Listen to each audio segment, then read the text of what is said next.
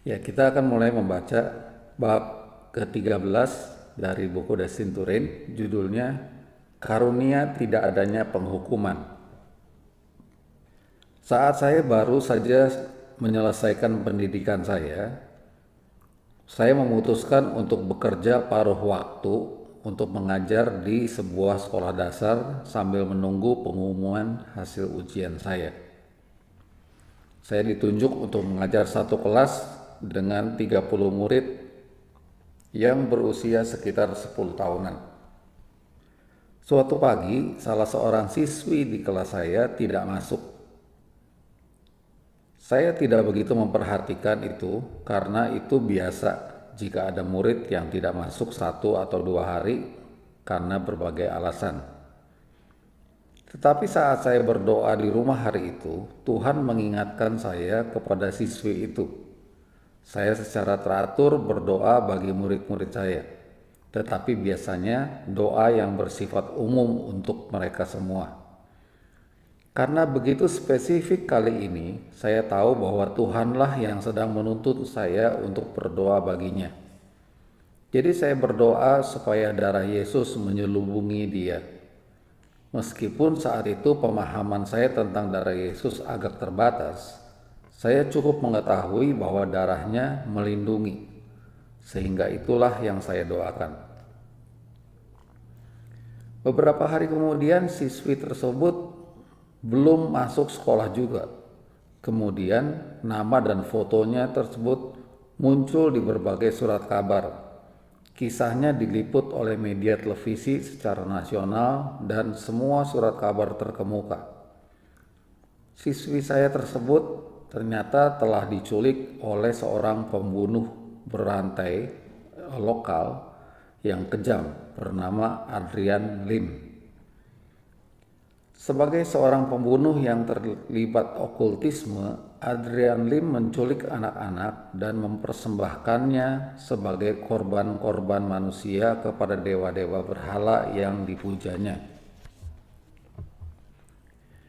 Yang membuat banyak orang terkejut adalah siswi ini dibebaskan oleh pembunuh berantai itu. Saat ia diwawancarai oleh para wartawan, siswi tersebut menceritakan bahwa ia telah dibawa ke sebuah ruangan kecil yang penuh dengan asap dupa. Kamar itu remang-remang, tetapi ia dapat melihat Adrian Lim melakukan semacam ritual keagamaan dan mengucapkan mantra di depan dewa-dewa berhalanya.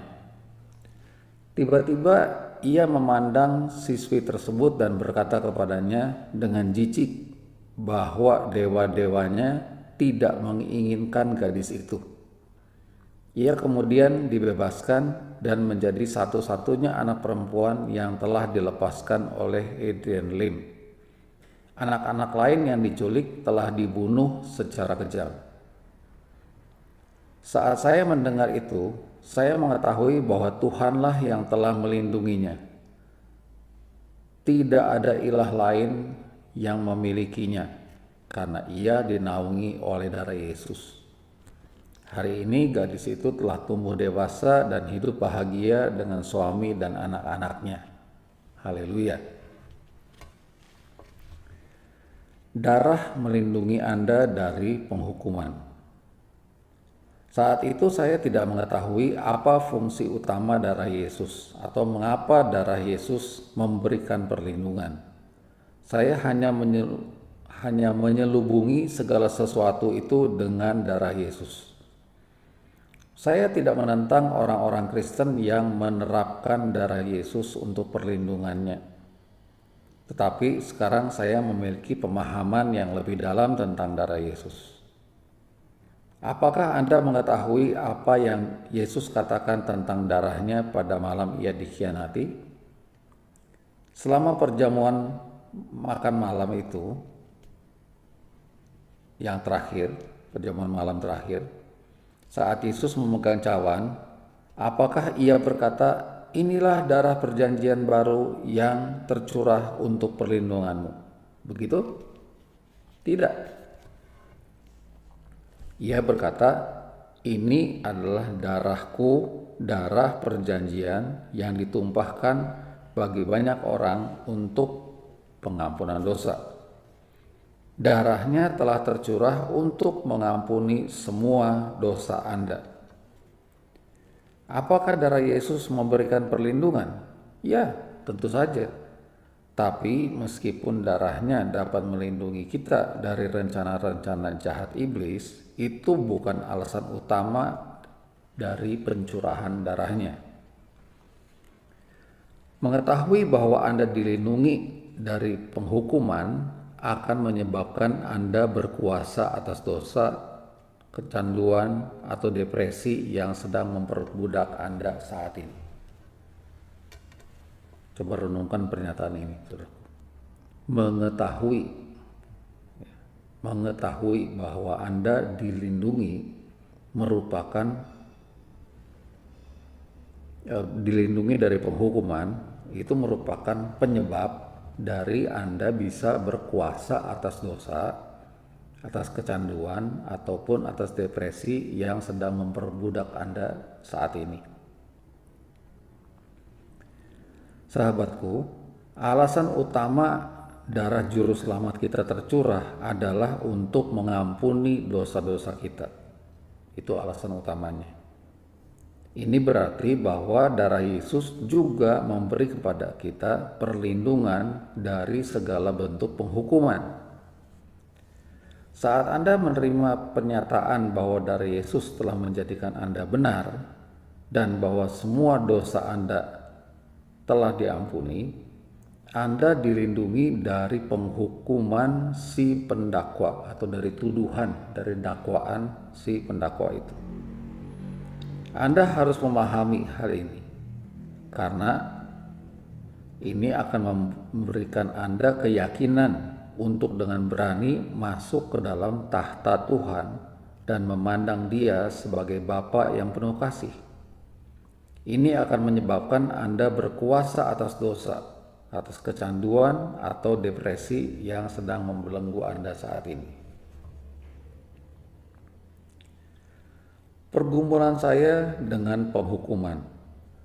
Saya berharap bahwa ada orang yang telah menyampaikan pernyataan ini kepada saya saat saya sedang mengalami pergumulan dengan berpikir bahwa saya telah melakukan dosa yang tidak dapat diampuni. Penghukuman yang saya rasakan dan keyakinan saya bahwa saya telah menghujat Roh Kudus sebenarnya berasal dari si pendakwa. Itu adalah masa yang sulit bagi saya, dan semua pengajaran yang telah saya terima di saat itu sama sekali tidak membantu. Sekarang saya mengerti bahwa tidak mungkin orang percaya melakukan dosa yang tidak dapat diampuni, yaitu dosa berupa secara terus-menerus dan konsisten menolak Yesus Kristus. Jadi jika Anda adalah seorang percaya, Anda sudah menerima Yesus sebagai Tuhan dan Juru Selamat Anda. Dan dengan demikian Anda tidak mungkin melakukan dosa yang tidak dapat diampuni. Namun saat itu saya adalah seorang pemuda yang hampir tidak memahami ikatan perjanjian baru kasih karunia dan tidak memiliki pewahyuan tentang kebenaran saya dalam Kristus dan tidak memahami fungsi utama darah Yesus. Tanpa kebenaran ini, saya telah jatuh ke dalam dusta besar. Waktu itu saya mempercayai bahwa saya telah melakukan dosa yang tidak dapat diampuni oleh Tuhan. Saya telah mengira bahwa saya telah menghujat Roh Kudus karena saya memiliki pemikiran-pemikiran yang jahat tentang Tuhan dan Roh Kudus. Saya telah dibombardir secara gencar oleh perasaan-perasaan bersalah dan perasaan terhukum, sampai saya merasa kepala saya seperti mau pecah. Semua penghukuman ini berasal dari si iblis. Si pendakwa telah menaruh berbagai pemikiran negatif dalam otak saya tentang Tuhan, dan saya tidak tahu bagaimana cara melawannya. Jadi saya menganggap bahwa pemikiran-pemikiran itu adalah pemikiran saya sendiri. Dan saya telah menerima dusta-dusta dan penghakiman iblis itu atas pemikiran-pemikiran yang muncul di pikiran saya tadi. Saat itu saya bahkan tidak mengetahui bahwa Tuhan memiliki suatu panggilan atas hidup saya. Bagaimana saya dapat mengetahuinya? Saya sendiri benar-benar yakin bahwa saya tidak akan masuk ke surga karena saya telah melakukan dosa yang tidak diampuni, yang tidak dapat diampuni. Karena merasa begitu tertekan oleh perasaan terhukum, saya menemui seorang hamba Tuhan untuk minta didoakan dengan pengharapan bahwa ia mampu membebaskan saya dari ketakutan dan dari perasaan tertekan.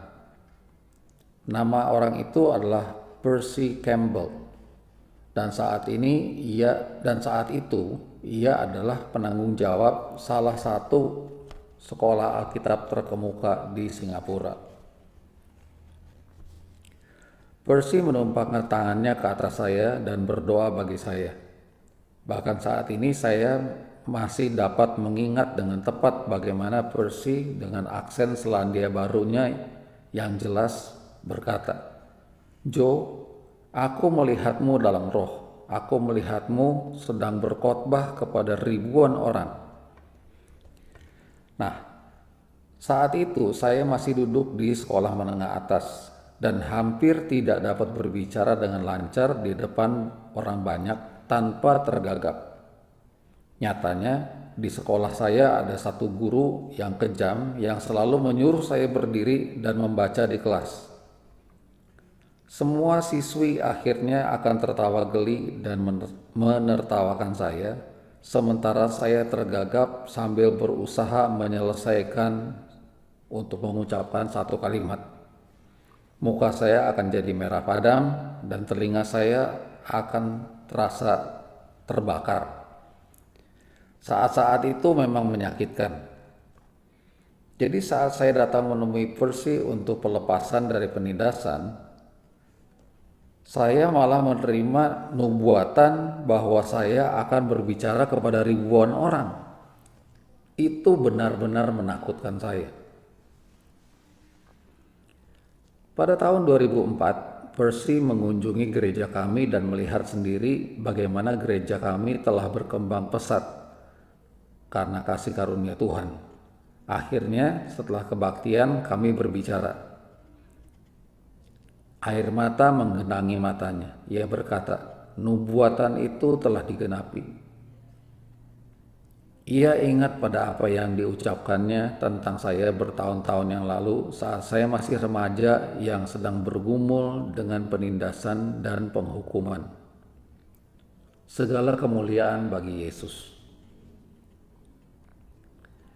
Sahabatku, saya tahu apa artinya tertindas oleh rasa bersalah dan penghukuman dari si pendakwa. Ia sedang menggunakan strategi yang sama untuk menyiksa orang-orang percaya pada masa kini. Iblis akan datang setiap saat untuk membuat Anda merasa bersalah atas apapun yang dapat Anda pikirkan. Ia membuat Anda merasa bersalah dalam peran Anda sebagai seorang ayah. Ia membuat Anda merasa bersalah sebagai pencari nafkah. Ia membuat Anda merasa bersalah sebagai seorang karyawan. Ia membuat Anda bersalah sebagai seorang majikan. Ia bahkan akan membuat Anda merasa bersalah karena Anda sakit. Omong-omong, orang percaya seharusnya tidak merasa bersalah karena sakit. Kita harus berhati-hati untuk tidak menciptakan suatu budaya dalam gereja di mana orang mengira bahwa Anda tidak akan pernah terserang penyakit jika Anda hidup sesuai dengan kehendak Tuhan. Terserang penyakit atau wabah tidak berarti bahwa Anda telah berdosa atau bahwa Tuhan sedang memberi Anda suatu pelajaran. Namun itu berarti bahwa kesembuhan Anda akan segera terjadi. Saat Yesus dan murid-muridnya melihat seorang yang buta sejak lahir, murid-muridnya bertanya kepada Yesus, apakah orang itu buta sejak lahir karena ia yang telah berbuat dosa atau karena orang tuanya yang telah berbuat dosa? Yesus menjawab, bukan karena kedua-duanya. Dan lebih lanjut Yesus berkata, akulah terang dunia, dan melanjutkan dengan membuka mata orang itu. Saya sangat menyukai cara Yesus. Sahabatku, jika ada suatu masalah, hadapilah itu. Jangan bertanya siapa yang salah. Jangan bertanya jika itu kesalahan ayah Anda, kakek Anda, atau kakek buyut Anda. Tidak. Marilah kita belajar menangani masalah dengan cara Yesus. Saat dihadapkan kepada seorang yang buta sejak lahir, Yesus menyatakan bahwa ia adalah terang dunia. Kemudian melanjutkan dengan menyembuhkan orang itu.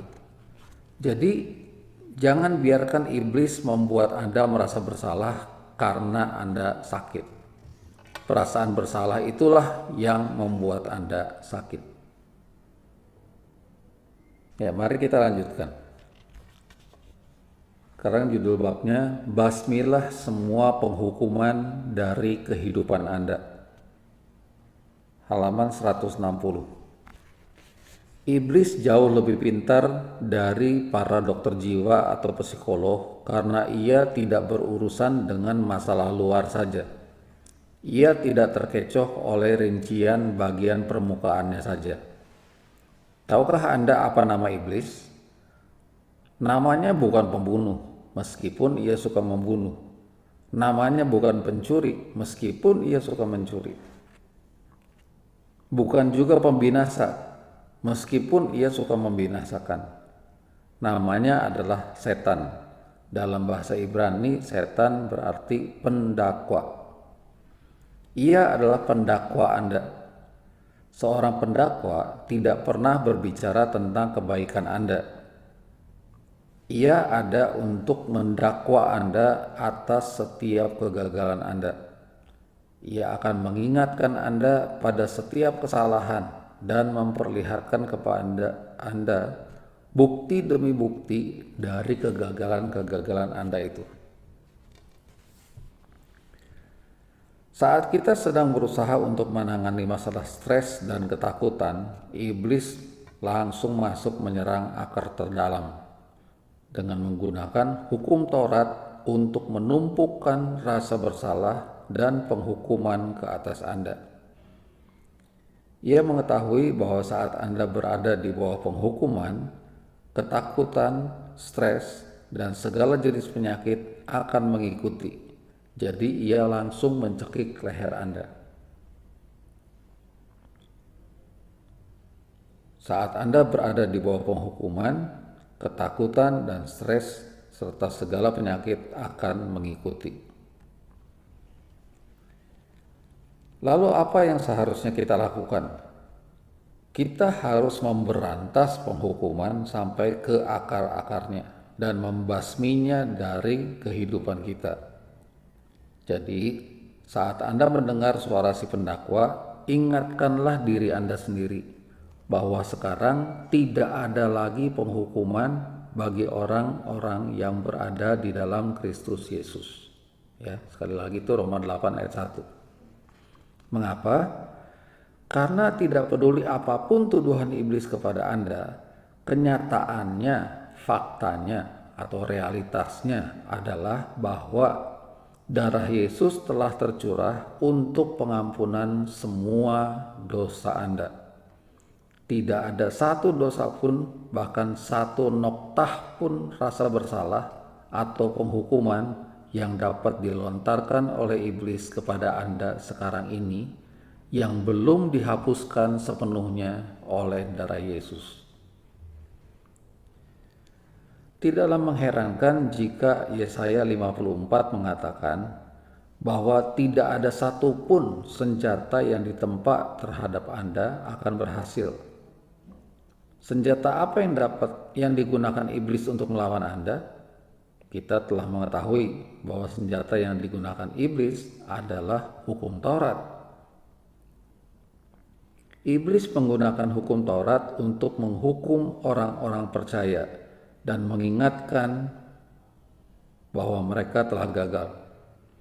Namun firman Tuhan menyatakan, setiap senjata yang ditempa atau yang dirancang terhadap engkau tidak akan berhasil, dan setiap orang yang melontarkan tuduhan melawan engkau dalam pengadilan akan engkau buktikan salah.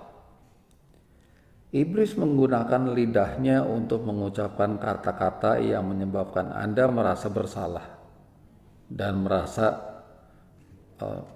ada hukuman atas Anda. Namun oleh darah Yesus, Anda memiliki otoritas dan kuasa untuk mematahkan setiap dakwaan yang menyerang Anda. Karunia tidak adanya penghukuman. Pastor Prince, jika orang percaya tahu bahwa sekarang tidak ada penghukuman lagi bagi mereka, bukankah mereka akan pergi dan berbuat dosa sesuka hati mereka? Ya, jelas Yesus tidak berpikir begitu. Yesus tidak berpendapat demikian. Apakah Anda ingat apa yang Ia katakan kepada perempuan yang tertangkap basah sedang berzina? Yohanes pasal 8 ayat 10 dan 11. Lalu Yesus bangkit dan berkata kepadanya, "Hai perempuan, di manakah mereka? Tidak adakah seorang pun yang menghukum engkau?" Jawabnya, "Tidak ada, Tuhan." Lalu kata Yesus, "Aku pun tidak menghukum engkau. Pergilah dan jangan berbuat dosa lagi mulai dari sekarang." Sekarang perhatikanlah ini. Yesus memberikan kepadanya karunia tidak adanya penghukuman. Ya, Yesus memberi perempuan itu karunia tidak adanya penghukuman sebelum Ia menyuruh perempuan itu pergi dan tidak berbuat dosa lagi. Namun pada masa kini gereja justru mengatakan, "Pergilah dan jangan berbuat dosa lagi. Setelah kamu melakukan itu, barulah kami tidak akan menghukum Anda." Itulah sebabnya mengapa banyak orang yang menjauhi gereja. Bukan karena mereka sedang memberontak terhadap Yesus, tetapi karena mereka belum diperkenalkan kepada Yesus yang memberikan kepada orang berdosa karunia tidak adanya penghukuman. Terlalu sering orang-orang yang tidak percaya hanya dikenalkan kepada agama, yaitu serangkaian peraturan yang hanya menghakimi dan menghukum mereka. Jika Anda melakukan suatu jajak pendapat tentang orang-orang yang tidak percaya untuk mengetahui apa yang mereka ketahui tentang kekristenan, sebagian besar mungkin hanya akan mengetahui tentang 10 perintah Tuhan. Mereka hanya mengetahui tentang hukum Taurat yang membunuh dan bukan tentang pribadi yang datang untuk membawa kehidupan. Alinea selanjutnya, saudaraku, saya perlu memberikan komentar ini. Satu alinea ini entah mengapa tulisannya berbeda sekali dengan apa yang tertera pada buku Destined to Reign versi bahasa Inggris. Karenanya saya ingin membaca dari versi bahasa Inggrisnya saja langsung, ya. Ini halaman 162, alinea yang kedua dari bawah. Saya baca dari terjemahan Destined to Reign versi bahasa Inggris. "Tetapi sahabatku, kekristenan bukanlah tentang hukum dan aturan-aturan, melainkan mengenai Yesus dan bagaimana Dia, yaitu Yesus, mencurahkan darahnya demi pengampunan dosa-dosa kita. Karena Alkitab berkata bahwa tanpa darah tidak ada pengampunan atas dosa-dosa. Itu sebabnya kekristenan adalah sebuah hubungan yang didasarkan pada darah Yesus yang tercurah. Ya. Ini sudah masuk di alinea yang terakhir. Itulah sebabnya mengapa kekristenan adalah hubungan yang didasarkan pada darah Yesus yang tercurah. Sekali lagi, ini pun kalimatnya berbeda dengan yang tertulis di buku.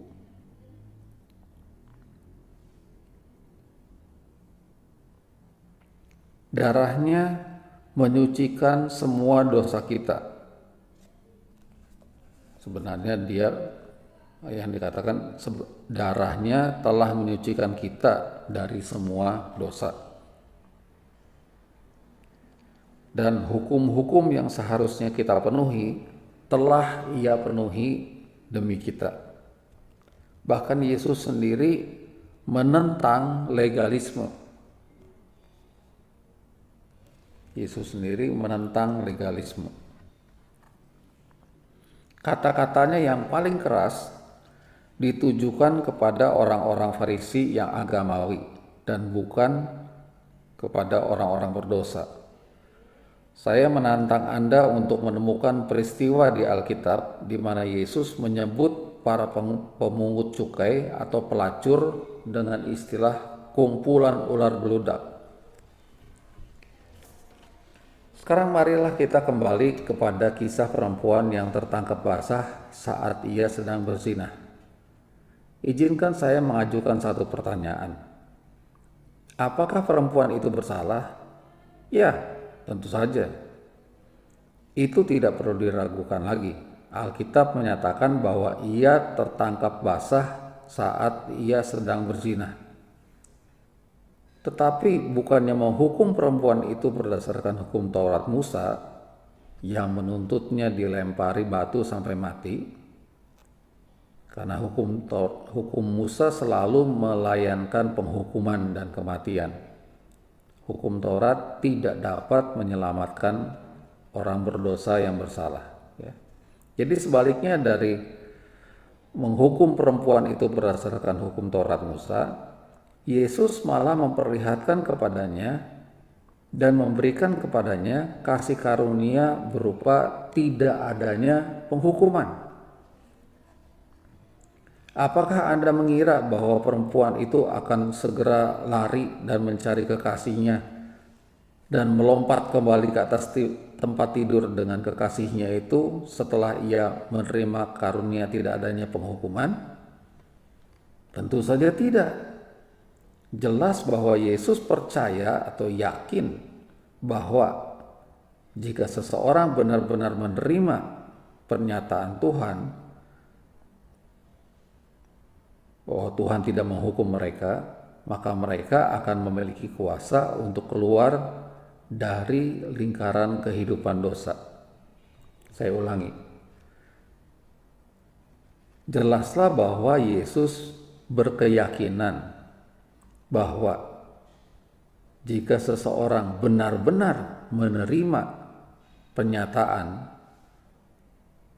bahwa Tuhan tidak menghukum mereka, mereka justru akan memiliki kuasa untuk keluar dari lingkaran kehidupan dosa. Mereka akan memiliki kuasa untuk pergi dan tidak berbuat dosa lagi. Sekarang, di manakah Anda menaruh keyakinan Anda? Apakah pada kasih karunia Yesus yang menelan dosa? Ataukah pada ketakutan manusia bahwa orang-orang percaya akan menyalahgunakan kasih karunia sebagai surat izin untuk berbuat dosa? Yesus percaya, Yesus berkeyakinan bahwa saat seseorang benar-benar menerima pernyataan bahwa Tuhan tidak menghukum mereka akan memiliki kuasa untuk keluar dari lingkaran kehidupan dosa. Mari kita lanjutkan. Judul subbabnya adalah Penghukuman Mengabadikan Siklus Kekalahan, halaman 163. Izinkan saya memberitahukan ini kepada Anda. Jika Anda berada di bawah penghukuman, Anda dipastikan akan mengulangi dosa Anda. Mengapa? Karena saat Anda berada di bawah penghukuman, Anda merasa bersalah dan terhukum, dan Anda percaya bahwa persekutuan Anda dengan Tuhan terputus. Dan karena Anda percaya bahwa Tuhan jauh, Anda akhirnya akan melakukan dosa itu lagi. Anda mungkin melakukan perbuatan yang membuat Anda merasa bahwa Anda telah mendapatkan kembali persekutuan Anda dengan Tuhan. Tetapi saat Anda gagal kembali, Anda mulai menerima penghukuman lagi, dan siklus kekalahan itu berlanjut. Metode yang digunakan Yesus untuk menyerang balik dosa sama sekali berbeda. Saat Anda jatuh ke dalam dosa, Ia berkata kepada Anda, "Aku pun tidak akan menghukum engkau. Pergilah dan jangan berbuat dosa lagi." Dan saat Anda menerima pemberian atau karunia tidak adanya penghukuman dari Tuhan, Anda akan tahu tanpa ragu bahwa persekutuan Anda dengan Tuhan tidak pernah terputus, karena darah Yesus terus-menerus menyucikan Anda. Percayalah bahwa Anda adalah kebenaran Tuhan melalui Yesus Kristus, dan hanya menerima pemberian tidak adanya penghukuman akan memberi Anda kuasa untuk melanjutkan kehidupan dengan tidak berbuat dosa. Ya, jadi yang memampukan Anda untuk menjalani kehidupan bebas dosa adalah ketika Anda menerima bahwa tidak ada penghukuman bagi Anda.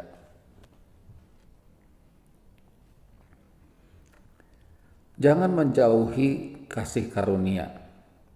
Pastor Prince, saya mengenal seseorang yang mengatakan bahwa ia berada di bawah kasih karunia, tetapi jelas sedang hidup dalam dosa. Dapatkah seseorang berada di bawah kasih karunia dan masih hidup dalam dosa? Sahabatku, jangan menjauhi Injil kasih karunia hanya karena Anda melihat beberapa contoh negatif. Saudara, penting mencatat ini di pemahaman kita semua. Jangan menjauhi Injil kasih karunia hanya karena Anda dan saya melihat beberapa contoh yang negatif. Jumpailah orang itu dan hadapilah dia. Seandainya ia berkata, "Ya, aku berada di bawah kasih karunia," tetapi masih menjalani gaya hidup yang penuh dosa, inilah yang akan saya katakan kepada dia, "Tidak, Anda tidak berada di bawah kasih karunia." Alkitab mengatakan bahwa dosa tidak akan memiliki kuasa atas Anda saat Anda tidak berada di bawah hukum Taurat, tetapi di bawah kasih karunia. Ya. Jadi, jika Anda sedang hidup dalam dosa, Anda pasti tidak sedang berada di bawah kasih karunia. Anda tidak sedang menikmati karunia tidak adanya penghukuman dan kemurahan Tuhan yang cuma-cuma dan yang tidak layak untuk diterima itu. Itulah sebabnya mengapa dosa masih berkuasa atas Anda.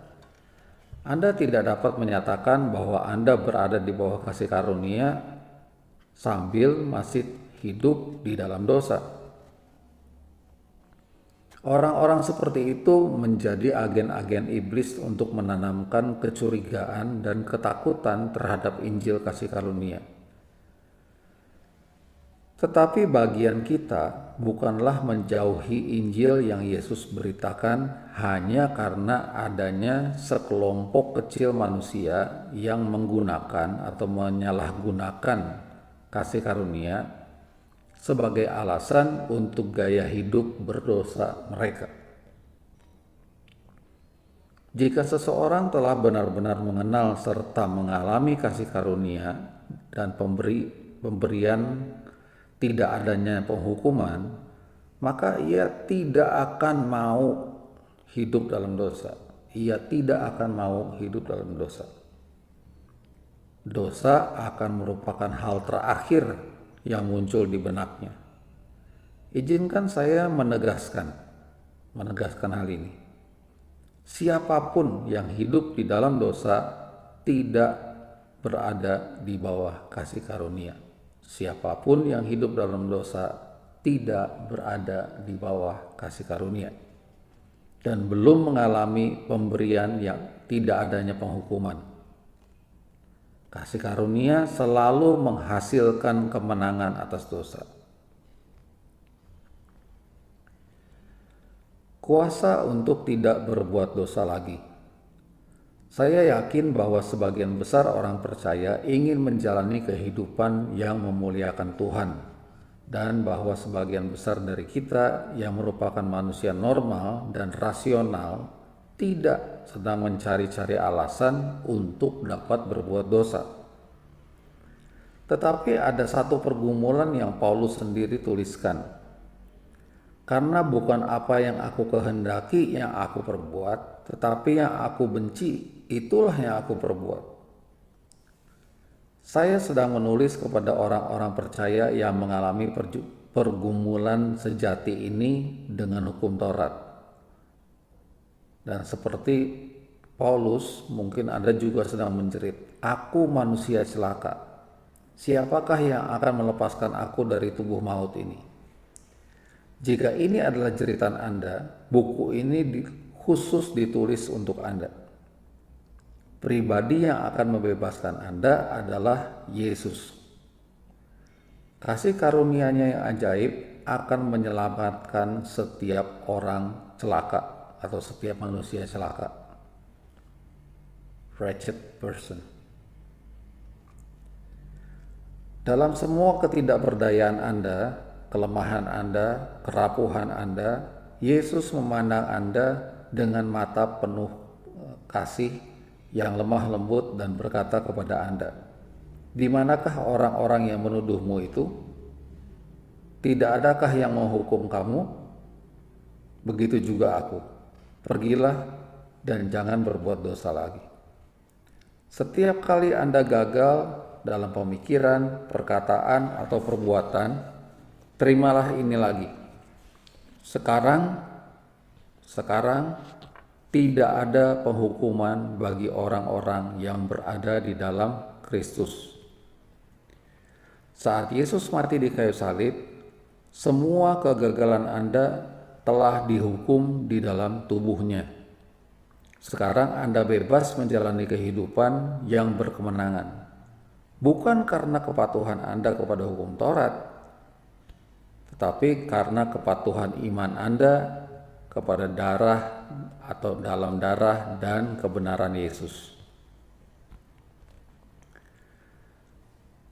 Paulus berkata, sebab apa yang tidak mungkin dilakukan oleh hukum Taurat telah dilakukan oleh Tuhan dengan jalan mengutus anaknya sendiri dalam rupa daging, dalam daging yang serupa dengan daging yang dikuasai oleh dosa. Karena dosa, ia telah menjatuhkan hukuman atas dosa dalam daging. Izinkan saya memilah-milah ayat ini supaya lebih mudah dimengerti, ya, karena kalimatnya agak membingungkan. Paulus berkata begini, saudaraku, dalam Roma 8 ayat 3 ini. Sebab apa yang tidak mungkin dilakukan oleh hukum Taurat karena ketidakberdayaan daging telah dilakukan oleh Tuhan. Dengan cara bagaimana? Dengan jalan mengutus anaknya sendiri dalam rupa daging. Ya. Dengan jalan mengutus anaknya sendiri dalam daging. Jadi Yesus datang dalam wujud daging. Dan Yesus adalah pribadi yang serupa dengan daging yang dikuasai oleh dosa.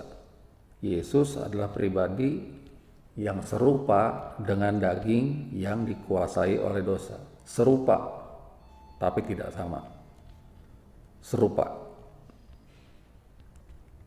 Dan kenapa Yesus harus datang dalam rupa daging? Karena dosa. Karena dosa. Jadi setelah Yesus ada di bumi ini dalam wujud daging, oleh karena dosa, Tuhan telah menjatuhkan hukuman atas dosa di dalam daging Yesus, dalam tubuhnya Yesus. Dosa dihukum di dalam tubuhnya Yesus. Mari kita lanjutkan. Apa yang tidak dapat dilakukan oleh hukum Taurat, Tuhan telah melakukannya. Dalam bahasa Inggris, kata melakukan ditulis dalam bentuk past tense, bentuk lampau, did, yang berarti sudah dilakukan. Jadi saya ulang, apa yang tidak dapat dilakukan oleh hukum Taurat, Tuhan telah melakukannya dengan mengutus anaknya. Hukum Taurat tidak dapat menyelamatkan kita. Yang dahulu adalah manusia malang itu. Sekarang tentu tidak. Hukum Taurat tidak dapat menyelamatkan kita yang dahulunya adalah manusia malang itu. Hukum Taurat hanya menghukum diri kita. Namun Tuhan menyelamatkan kita dengan cara menimpakan semua rasa bersalah dan hukuman dan penghakiman atas dosa-dosa kita atas tubuh Yesus di Kalvari. Setiap kali Anda gagal entah dalam pemikiran, perkataan, atau perbuatan, terimalah ini lagi. Sekarang tidak ada penghukuman bagi orang-orang yang berada di dalam Kristus. Warisan Anda sekarang bukan lagi rasa bersalah, penghukuman, dan penghakiman atas dosa-dosa Anda, melainkan kebenaran, damai sejahtera, dan sukacita di dalam Yesus Kristus. Inilah cara Tuhan supaya Anda mengalami keberhasilan tanpa susah payah dalam kehidupan Anda. Ia telah melakukan semuanya demi Anda. Bagian Anda hanyalah percaya dan menerima. Bagian Anda hanyalah percaya dan menerima. Itulah cara Anda hidup berkemenangan atas dosa, kecanduan, pemikiran negatif, dan setiap siklus kekalahan yang telah membelenggu diri Anda selama ini. Apakah ini kabar baik? Ya, itulah Injil Yesus Kristus.